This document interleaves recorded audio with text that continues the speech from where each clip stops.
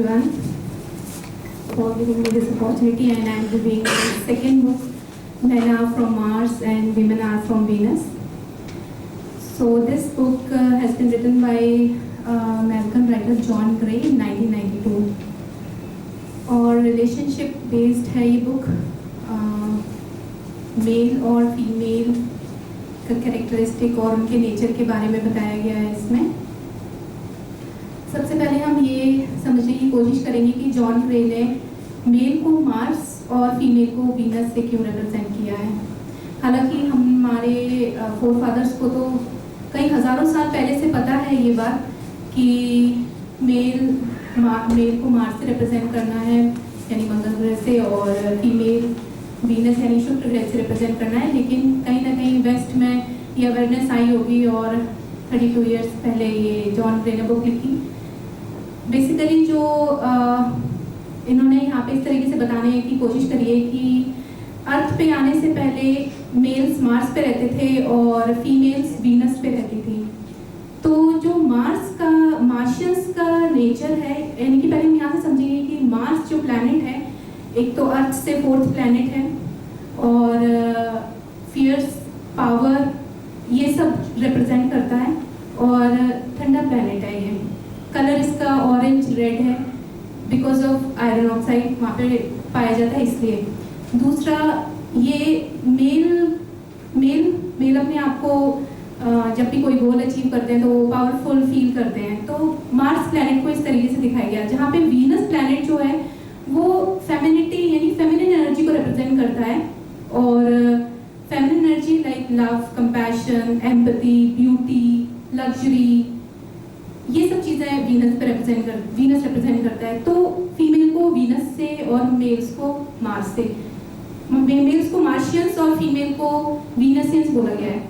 तो ये दोनों अपनी अपनी लाइफ अलग अलग तरीके से जिया करते थे. मार्स पे जब ये रिलेशनशिप में आए, जब ये अर्थ पे आए, दोनों आपस में दे फॉर्म रिलेशनशिप. तो जब मिलने से पहले they both were attracted towards each other. दोनों को बहुत अच्छा लगा मिलने से पहले. वीनसियंस ने सोचा कि वाओ ये तो बिल्कुल हमारे जैसा है और इसके साथ तो मेरी बहुत अच्छी बनने वाली है. वहीं पे मार्शियंस ने सोचा वाओ ये तो बहुत अच्छी है, ये तो बिल्कुल मेरी तरह है, मेरे जैसी है और इसकी मेरे साथ बहुत अच्छी बनने वाली है. वो एक अट्रैक्शन था. मार्शियंस का अट्रैक्शन वीनसियंस की तरफ था, उनकी ब्यूटी, उनकी सॉफ्टनेस, उनका लव, कंपैशनेट होना है.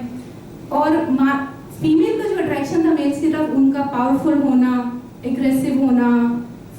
तो ये चीज़ें उनको अट्रैक्ट करी. लेकिन जब दोनों साथ में रहने आए और जब दोनों को एहसास हुआ कि नहीं हम दोनों एक जैसे नहीं हैं, और फीमेल्स की सबसे बड़ी प्रॉब्लम हमेशा से जो कहती है ये तो सुनते ही नहीं है हमारी, और मार्शियंस की सबसे बड़ी प्रॉब्लम फीमेल्स के लिए, वीनसियंस के लिए, कि ये तो हमें हमेशा बदलना चाहती है और फिर बोलेगी कि आप तो पहले जैसे रह ही नहीं हो. तो ये जब दोनों साथ में रहने लगते हैं तब एक दूसरे के बारे में उनको पता चलता है कि हम दोनों एक जैसे नहीं हैं, दोनों का नेचर अलग अलग है. मार्शियंस को हमेशा से जॉन ग्रे ने बताया कि जब वो मार्स पे रहते थे तो उनके शौक थे स्पोर्ट्स और साइकोलॉजी में वो कभी फीलिंग्स और इमोशंस में कभी भी बिलीव नहीं करते थे. ना उनका अट्रैक्शन था हाइकिंग, साइकिलिंग और कार रेसिंग, इन सब में उनका इंटरेस्ट था. वहीं पे वीनसियंस का इंटरेस्ट था, वो हर किसी को लविंगली और उनके अंदर फीलिंग्स और इमोशंस के साथ में किसी की भी बात को सुनना, कंपैशन शो करना, एम्पैथी शो करना, ये सब उनका वीनस पे थे जब उनका ये वाला नेचर था. तो होता क्या है कि हम इसको एक एग्जाम्पल से सुनते हैं बहुत, तब जाके हमें क्लैरिटी आएगी. और जब जैसे कि मेल और फीमेल या हस्बैंड वाइफ जब घर पे होते हैं तो जॉन ग्रे ने बताया कि वीनसियंस चाहती हैं कि मेल पार्टनर उनका सुने, और जो मार्शियंस होते हैं उनके पास अगर कोई भी कोई प्रॉब्लम लेके आता है तो उन्हें हमेशा लगता है कि हम इस प्रॉब्लम का सोल्यूशन दें. और जब भी वो सोल्यूशन देते हैं तो उन्हें वो पावरफुल फील करते हैं और बहुत हैप्पी फील करते हैं. उनके पास कोई भी प्रॉब्लम लेके आना है यानी कि उनको सोल्यूशन देना, वो मिस्टर फिक्सड कैप वो अपने ऊपर हमेशा रख के चलते हैं. फॉर एग्जाम्पल जैसे उन्होंने एक टॉम एंड मैरी का एग्जाम्पल दिया जो थोड़ा सा इंटरेस्टिंग है, आप लोग को अच्छा लगेगा. जैसे मैरी ऑफिस से आती है घर पे और वो बोलती है कि I am very much exhausted, आज का दिन बहुत हेक्टिक था। टॉम तुरंत रिप्लाई करता है, तो जॉब छोड़ दो। तो मैरी बोलती है कि मेरा बॉस तो एक दिन में ही सब कुछ फिक्स करना चाहता है, टाइम नहीं देता है। तो वो कहते हैं कि तुमने अपने बॉस को इतनी लिबर्टी दी इसलिए वो ऐसा कर रहा है। और फिर उसने बोला आज तो मैं अपनी आंट को भी कॉल नहीं कर पाई, कितना मुझे देना पड़ रहा है सब कुछ। तो वो बोलता है कि पहले तो खुद इतना करती हो और उसके बाद एग्जॉस्ट हो जाती हो तो बहुत अनहैप्पी हो। तो वो मैरी बोलती है can you please shut up your mouth, सुन नहीं सकते हो क्या मैं जो बोल रही हूँ?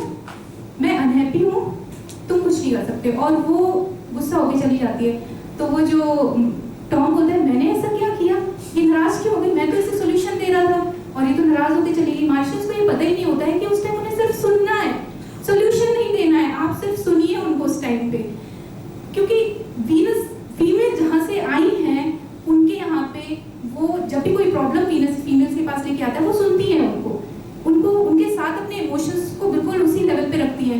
अच्छा तेरे साथ ये प्रॉब्लम है, नहीं बहुत गलत हुआ तेरे साथ, ऐसा नहीं होना चाहिए था। They expect the same with their partner also. Other way round अगर इसको देखते हैं, अगर टॉम को ये नॉलेज हो गई कि इनको ये चीज पसंद है, वीनस पे इनका नेचर ऐसा था, तो वो उसी तरीके से बिहेव करेगा। स्टोरी को पलट के देखते हैं। मैरी ऑफिस से आई, उसको बोला वेरी मच एग्जॉस्टेड। टॉम बोलता है क्योंकि अब उसे नॉलेज हो चुकी है कि इनका नेचर क्या है, ये कहाँ से आया है। वो थोड़ी देर सांस लेता है, थोड़ी शांति से सांस लेता है और फिर बोलता है हुआ तो होगा कुछ ना कुछ। मतलब वो बोलता है कि ओह तो सैड। फिर उसके बाद वो बोलते हैं कि बॉस तो हमारा एक दिन में ही सब कुछ फिक्स करना चाहता है, ऐसा नहीं होना चाहिए, गलत बात है। तीसरी बात बोलता है मैं अपनी आंट को कॉल ही नहीं कर पाई आज, तो कितना कुछ करने के लिए। तो टॉम बोलता है Mary you are so loving, come to me, let me give you a hug. जब वो ये बोलता है तो मैरी एकदम से खुश हो जाती है और एकदम से वो एक्सप्रेस करती है कि Tom you are so loving और you listen to me, I love talking to you. Perception change हो जाता है 2 मिनट के अंदर ही, मैरी खुश हो जाती है और मार्शल्स को उसको टॉम को भी अच्छा लगता है कि मैं इसको सोल्यूशन दे पाया। तो this is how they understand Venus को, फीमेल को इस तरीके से जब उसने अंडरस्टैंड किया तो वो एक अंडरस्टैंडिंग बना पाया।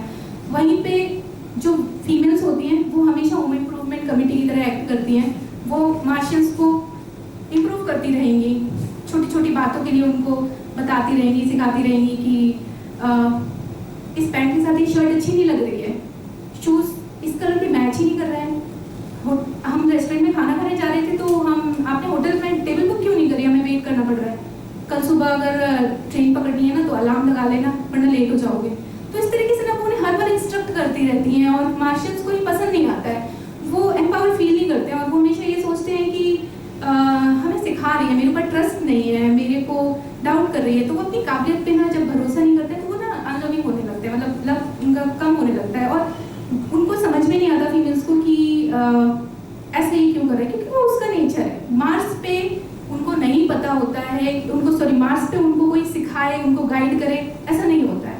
वो अपने आप में एम्पावर्ड होते हैं, अपनी चीज़ों को करना जानते हैं बखूबी। तो फीमेल्स को ये चीज़ समझनी चाहिए। अब यहाँ पे आते हैं कि दोनों की इमोशनल अंडरस्टैंडिंग जब तक वो एक दूसरे को नहीं समझेंगे तो नहीं हो पाती है। अब फीमेल्स का ज़्यादातर होता है कि वो कुछ भी करेंगे, हमेशा उनको जब तक फीमेल बोलेगी नहीं तब तक उन्हें लगेगा सब कुछ है, हमें कुछ करने की ज़रूरत नहीं है। लेकिन ऐसा नहीं है।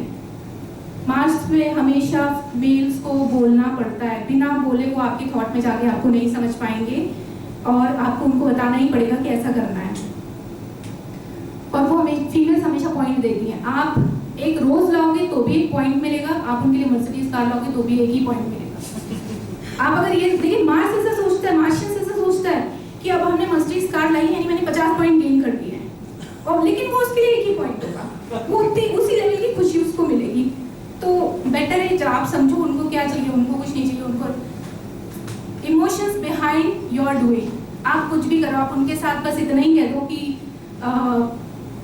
लो मैं तुम्हारी हेल्प कर देता हूँ, वो भी एक पॉइंट दे देंगे उसके लिए। वो why to like take more efforts, इतनी मेहनत क्यों करना, इतना पैसा कमा के लाना जब उनको वो खुशी उतने में ही मिलती है। तो so it's more about love and compassion.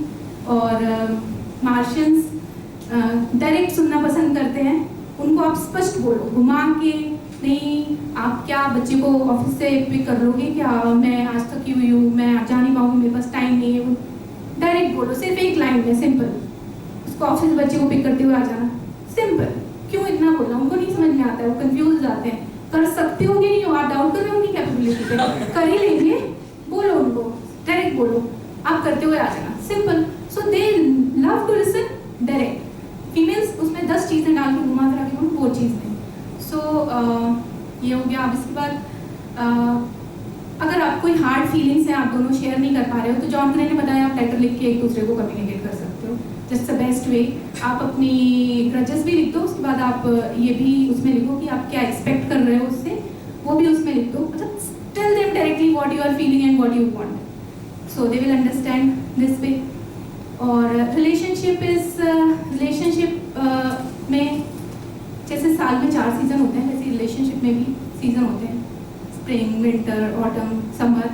तो this relationship about male and female is very beautiful. और दोनों के डिफरेंसेस को जब हम अंडरस्टैंड कर लेते हैं और उस अंडरस्टैंडिंग के बाद हम आगे बढ़ते हैं, तो ये एक बहुत खूबसूरत रिश्ता होता है। ठीक है, सिर्फ समझ की बात है कि आप मार्स कहाँ से आए हैं और फीमेल्स कहाँ से आई हैं, और उसके बाद जब आप दोनों आगे बढ़ेंगे तो एक बहुत ही ब्यूटीफुल रिलेशनशिप निकल के आता है। सो जॉन ग्रे ने बहुत अच्छी तरीके से बहुत सारी स्टोरीज के साथ इसको समझाया है। एंड अगर आप लोग बुक पढ़ोगे तो उसमें बहुत कुछ समझने को, जानने को मिलेगा। And it's all about this. Thank you.